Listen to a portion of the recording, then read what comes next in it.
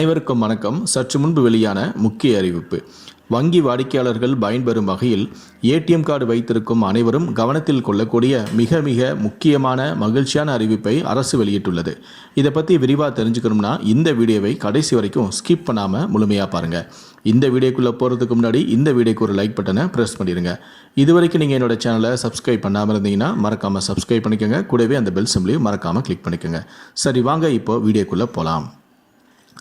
அனைத்தும் டிஜிட்டல் மயமாக்கப்பட்ட நிலையில் பண பரிவர்த்தனை மற்றும் பண பரிமாற்றம் போன்றவற்றிற்காக கிரெடிட் கார்டு மற்றும் டெபிட் கார்டு ஆகியவற்றின் பயன்பாடு அதிகமாகிவிட்டது.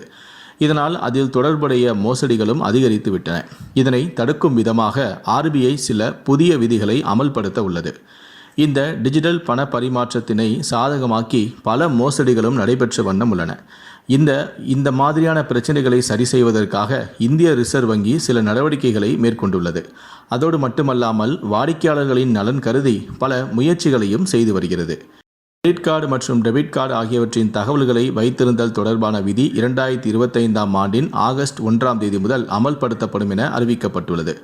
பண பரிவர்த்தனையின் பொழுது வாடிக்கையாளர்கள் பயன்படுத்தும் கிரெடிட் கார்டு மற்றும் டெபிட் கார்டு பற்றிய தகவல்களை பணம் செலுத்தும் நிறுவனங்கள் சேமித்து வைக்காமல் இருக்க இந்திய ரிசர்வ் வங்கி சில நடவடிக்கைகளை மேற்கொண்டுள்ளது.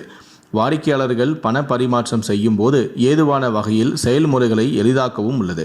நடைமுறைப்படுத்த போகும் புதிய விதிகளின்படி எந்த ஒரு பணம் செலுத்தும் நிறுவனமும் வாடிக்கையாளர்களின் கிரெடிட் கார்டு மற்றும் டெபிட் கார்டின் தகவல்களை சேமித்து வைக்க முடியாது. அதற்கான அங்கீகரிக்கப்பட்ட அதிகாரமானது அந்த நிறுவனங்களுக்கு வழங்கப்பட மாட்டாது என இந்திய ரிசர்வ் வங்கி அறிவிப்பு ஒன்றை வெளியிட்டுள்ளது.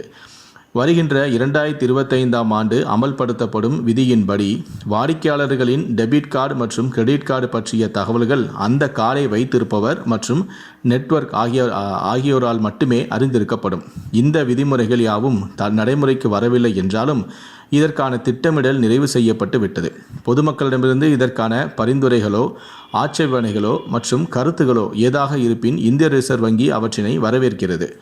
வரவேற்கப்பட்ட பரிந்துரைகள் யாவும் மறுபரிசீலனை செய்யப்பட்டு இதற்கான செயல் திட்டமானது நிறைவேற்றப்படும். ஏற்கனவே அறிவித்தபடி இந்திய ரிசர்வ் வங்கி அதன் கோட்பாடுகளை அமல்படுத்தி நடைமுறைக்கு கொண்டு வரும் என அறிவிப்பும் வெளியான நிலையில் இந்திய ரிசர்வ் வங்கியில் கணக்கு வைத்திருக்கும் ஒவ்வொரு வாடிக்கையாளரும் அவர்களுடைய கிரெடிட் கார்டு மற்றும் டெபிட் கார்டு பற்றிய தகவல்களை யாரிடமும் பகிராமல் இருப்பது நல்லது.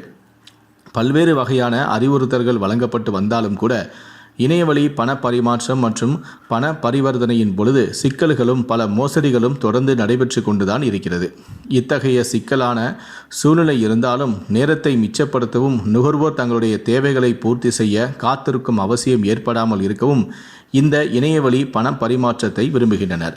அவசர தேவைக்கு வங்கிகளில் வரிசையில் நிற்க முடியாத பலருக்கும் இந்த ஆன்லைன் மூலம் பணம் செலுத்தும் வகை எளிதாகவும் அவசியமாகவும் இருக்கிறது.